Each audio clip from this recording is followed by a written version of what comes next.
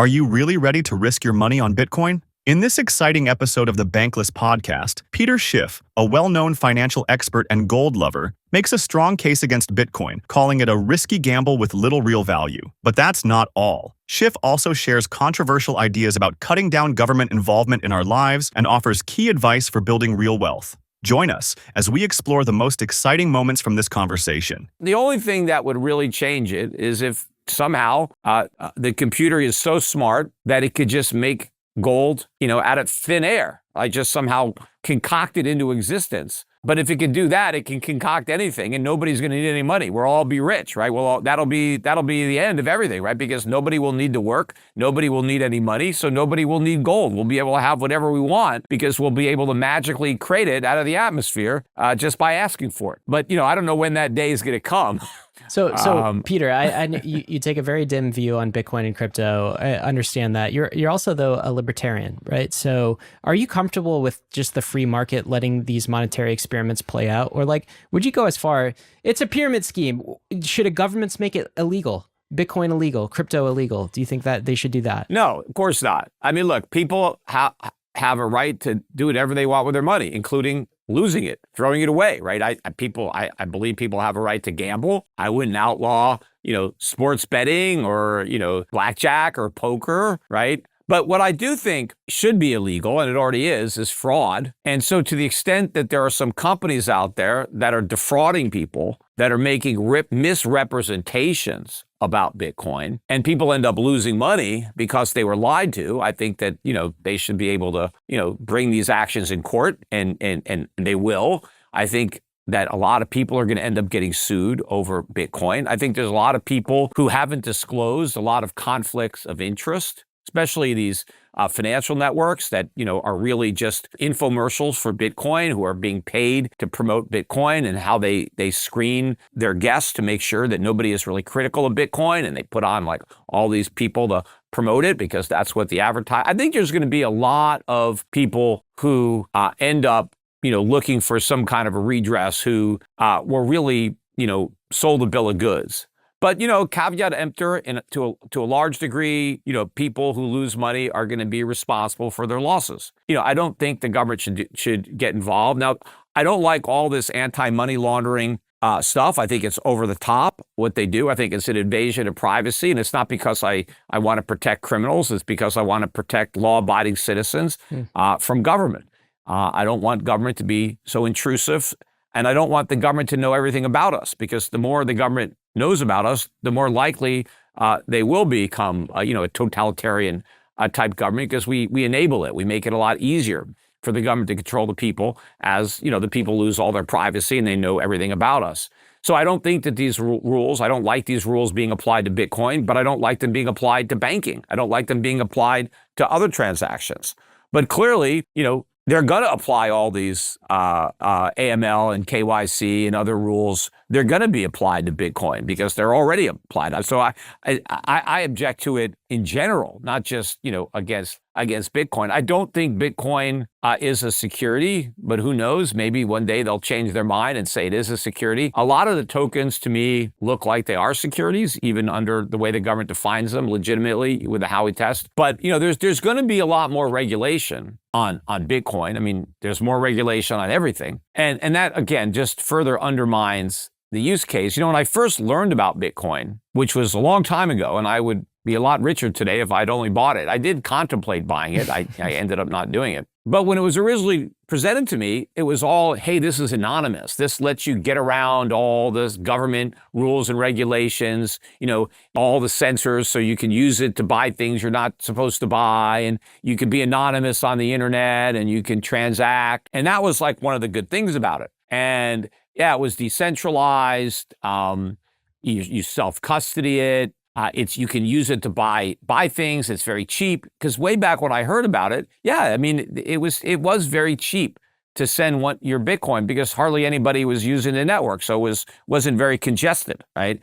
So all those things that I actually liked about it, it doesn't even have anymore. But the reason I ultimately didn't buy it was because I said, it's not real. it can't work. I said, what's to stop somebody from coming up with another cryptocurrency? And well, nothing. It's open sourced. Anybody can copy it and make another one. And because at the time I knew about Bitcoin, that's all there was Bitcoin. Right? They didn't have all these other altcoins.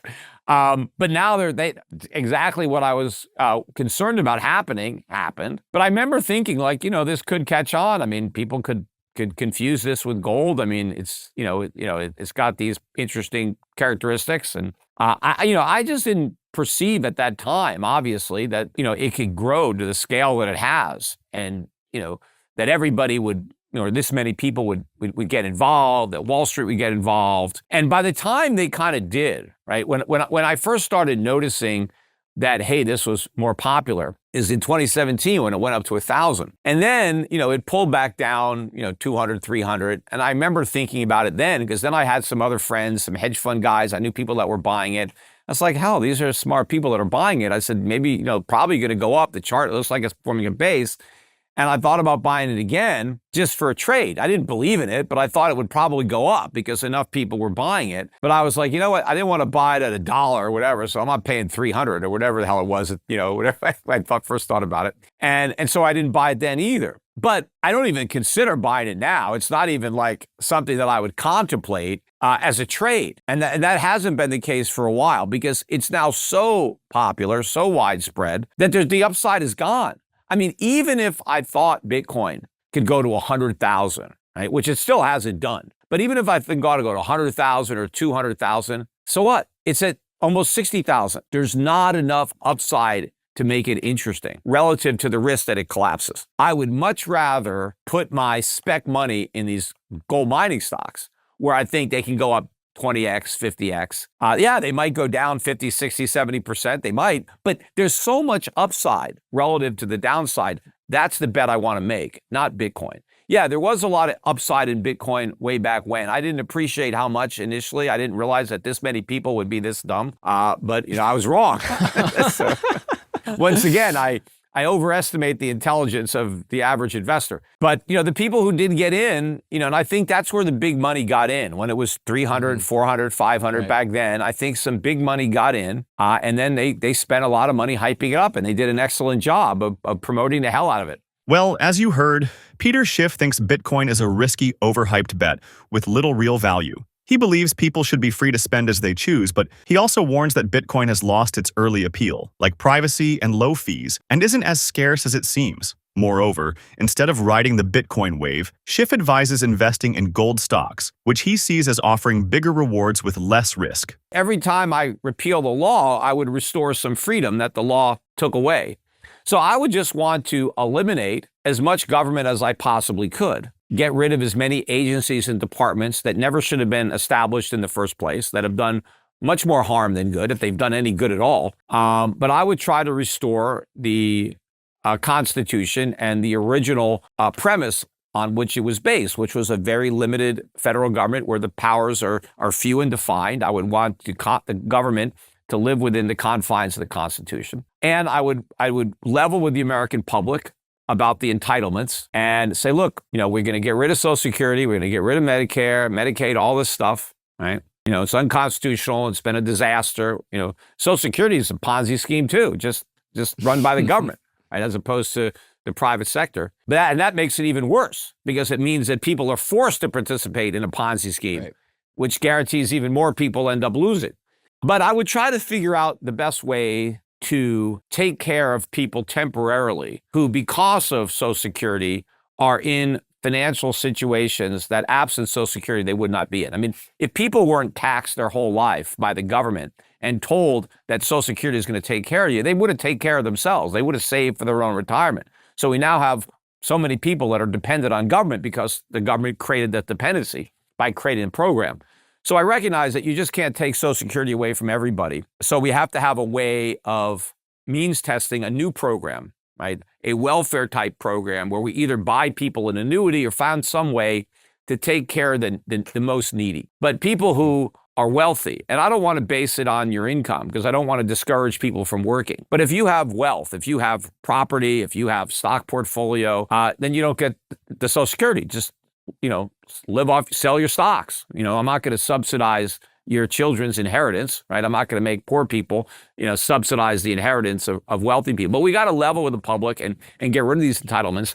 Get the government out of banking, get the government out of education, get the government out of healthcare.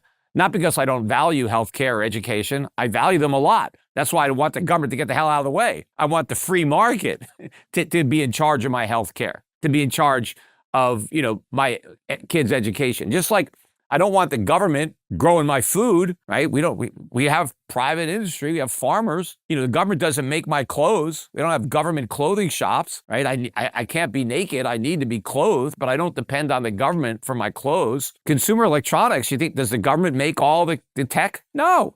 That's why tech is such a good industry, because the government's not involved in it, right? The way they are in healthcare and education. They screwed those things up. So we got to get the government out of all this stuff. I would also default on the national debt because there's no way it could be paid, right? I would be honest and I would tell the creditors, look, you loaned us $35 trillion and we're broke. And there's no way we're going to pay it back because I would get rid of the Fed and replace it with nothing, in which case interest rates would go way up. Let's say interest rates went up to 10%. Well, we can't pay 10% a year on $35 trillion. We'd destroy the country. So, and just like I asked people, you're not going to get your Social Security, you're not going to get your government pension, right? Or you're going to get a fraction of it. I would tell the creditors, you're not going to get 100 cents on the dollar. The American public doesn't have it, and you were dumb to lend it to this in the first place. So look, there's going to be losses, and I'm not insensitive to the fact that people are going to lose money, but if we stay on the current course, more people are going to lose even more money. Not that they're going to lose their money is going to lose the value, and that's what's worse, right? So I'd rather lose half my money than not lose any of my money, but my money loses 90% of its value. That's worse. I would make all the reforms that need to be made and, basically swallow the bitter tasting medicine that will heal the economy and put it in a space where it can legitimately grow in the future. Whether I could get any of that passed through Congress, what I would probably have to do if I was president, I would veto everything. Right? So no budget would be passed. I would veto everything. And so the only way that they could avoid this government shutdown and avoid cutting spending would be to override my veto. So all I would need would be like 1/3 of the House or the Senate to stand with me. And then we could do all this good stuff, right? They'd have to have the guts to say, yep, we're not gonna override Schiff's veto. And then they have to cut. They have to slash the budget because they can't keep, if I wouldn't sign the bill to raise the debt ceiling. That's it. That's the ceiling. It's not going up. So now we got to deal with the debt. That's why, I always laugh every time they have these debt ceiling debates and they say, look, America always pays our bills. We need to raise the debt ceiling. No, if we paid our bills, we wouldn't have any debt. We have to raise the debt ceiling because we never pay our bills and we want to keep not paying our bills. And so we have to raise the debt ceiling so we can keep on not paying. The only responsible thing to do is leave the ceiling where it is. In fact, that's another thing. When they initially allowed the Federal Reserve to buy government bonds, it was during World War I.